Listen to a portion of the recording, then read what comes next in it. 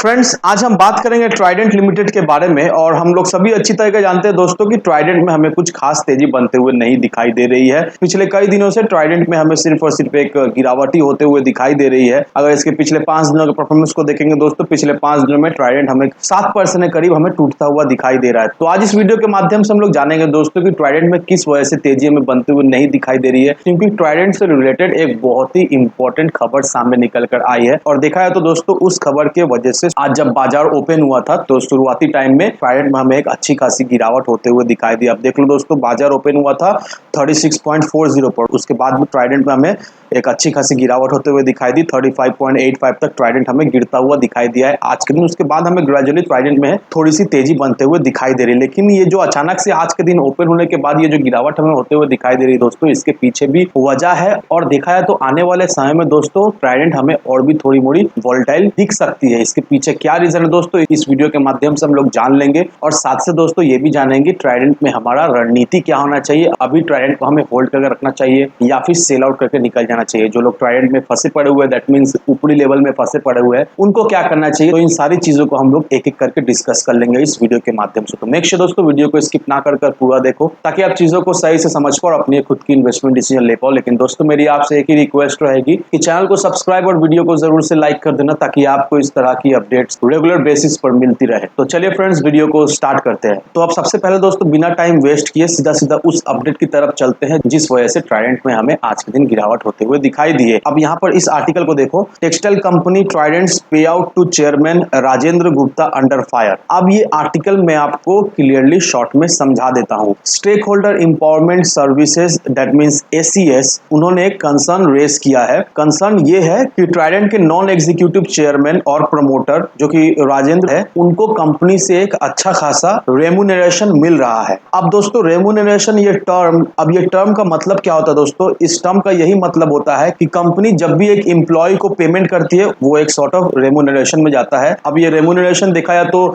Salaries, bonus, commission और जितना भी पेमेंट मिला के जो एक पेमेंट किसी भी एम्प्लॉयज को दिया जाता है, या फिर अलाउंस को पकड़ लो, ये सारा चीज मिलाकर हम इसे एक वर्ड में रेम्यूनरेशन कहते हैं। अब 57.6 करोड़ का रेम्यूनरेशन कंपनी ने राजेंद्र गुप्ता को दिया है। और अगर टोटल बोर्ड का रेम्यूनरेशन मिलाए तो टोटल बोर्ड का जो रेम्यूनरेशन निकलता है उसका 95% देखा जाए तो कंपनी ने सिर्फ और सिर्फ एक ही एम्प्लॉय को दे दिया है, दैट मींस राजेंद्र गुप्ता को। और ये जो रेम्यूनरेशन राजेंद्र गुप्ता को मिला है ये 51 टाइम हायर रेम्यूनरेशन है किसी भी इंडिपेंडेंट डायरेक्टर या फिर एम्प्लॉय को कंपनी ने दिया है, ऐसा ACS का दावा है, ऑब्लिगेशन है। अब कंपनी ने जुलाई 23 को जो एनुअल जनरल मीटिंग रखा था उसमें कंपनी ने शेयर होल्डर से अप्रूवल मांगा था राजेंद्र गुप्ता के रीअपॉइंटमेंट के बारे में, और उनके जो एनुअल रेम्यूनरेशन है उसको भी पास करने के लिए कंपनी ने शेयर होल्डर से अप्रूवल मांगा था। अब ACS कंपनी से ये जवाब मांग रही है कि किस वजह से राजेंद्र गुप्ता को इतना बड़ा दैट मींस 57.6 करोड़ का एक रेम्यूनरेशन दिया जा रहा है। अगर AGM की बात करें तो AGM में शेयर होल्डर ने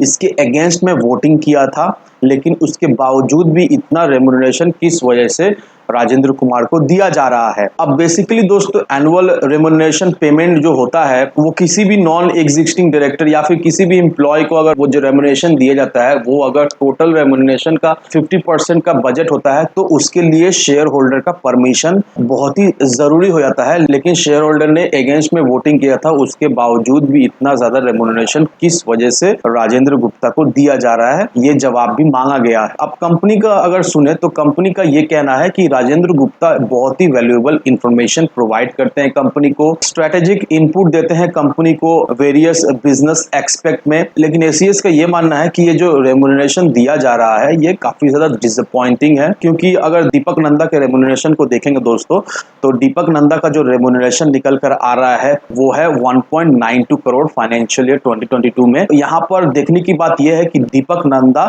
उनका जो जॉब रोल है वो फुल टाइम जॉब रोल है, और दीपक नंदा एक एग्जीक्यूटिव डायरेक्टर है और राजेंद्र गुप्ता एक नॉन एग्जीक्यूटिव डायरेक्टर है। और देखा है तो एक एग्जीक्यूटिव डायरेक्टर जिनका रोल फुल टाइम है उनको जो रेम्यूनरेशन मिलता है 1.92 करोड़ का, उससे देखा है तो 30 टाइम्स ज्यादा एक नॉन एग्जीक्यूटिव डायरेक्टर को दिया जा रहा है। तो इसके पीछे आखिर वजह क्या है, ऐसा कंपनी क्यों कर रही है, ये अभी तक कंपनी से कोई भी ऑफिशियल स्टेटमेंट हमें आता हुआ फिलहाल अभी नहीं दिखाई दे रहा है। अब दोस्तों इस आर्टिकल को देखकर अब आप क्लियरली समझ गए होंगे कि किस वजह से ट्राइडेंट में हमें गिरावट होते हुए दिखाई दे रही है, किस वजह से ट्राइडेंट में हमें एक सेलिंग प्रेशर आता हुआ दिखाई दे रहा है और आज ओपन होने के बाद ट्राइडेंट में हमें क्यों गिरावट होते हुए दिखाई दी है। अब जो लोग ट्राइडेंट लिमिटेड में इन्वेस्टेड है उनको बस मुझे यही कहना है दोस्तों कि ये सब जो भी अभी हो रहा है दोस्तों, इसे देखकर आपको पैनिक नहीं होना है, क्योंकि ट्राइडेंट एक बहुत ही अच्छा कंपनी है।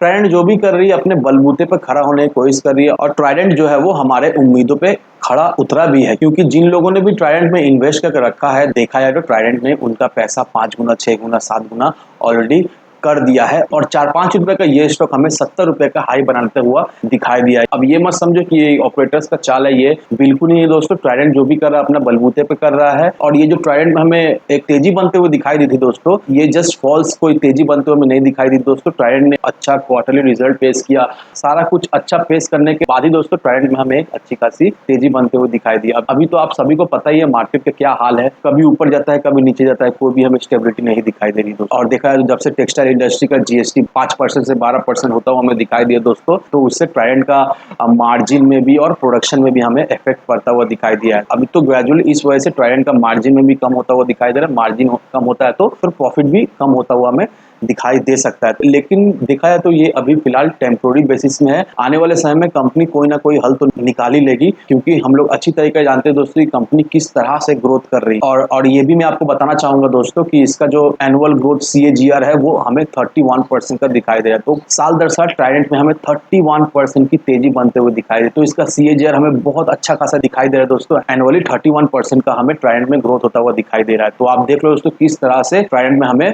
एक ग्रोथ होता हुआ दिखाई दे रहा है और नो डाउट दोस्तों आने वाले समय में इसी तरह का ग्रोथ हमें ट्राइडेंट में दिखाई देता हुआ तो जरूर से दिखाई देगा। तो अगर आप ट्राइडेंट में इन्वेस्टेड हो दोस्तों तो इन्वेस्टेड रहिए। अभी आपको पैनिक होकर अपना जो भी होल्डिंग्स है उसे सेल आउट नहीं करना है। अगर आप 2-1 साल के लिए भी ट्राइडेंट को होल्ड करके रखे दोस्तों, तो आपका जो पैसा जो अभी इस लेवल पे आप जो पैसा लगाए हो दोस्तों, कम से कम 3 से 4 गुना तो पैसा वो हो ही जाएगा। तो इन सारे फैक्टर को कंसिडर करो, उसके बाद अपना एक इन्वेस्टमेंट डिसीजन लो। लेकिन दोस्तों मेरी आपसे एक ही विनती रहेगी, विदाउट ए डिटेल रिसर्च के बिना कहीं पर भी इन्वेस्टमेंट ना करें। वीडियो अगर आपको पसंद आए तो लाइक सब्सक्राइब जरूर करना। तो चलिए फ्रेंड्स, मिलते हैं हम अगले वीडियो में।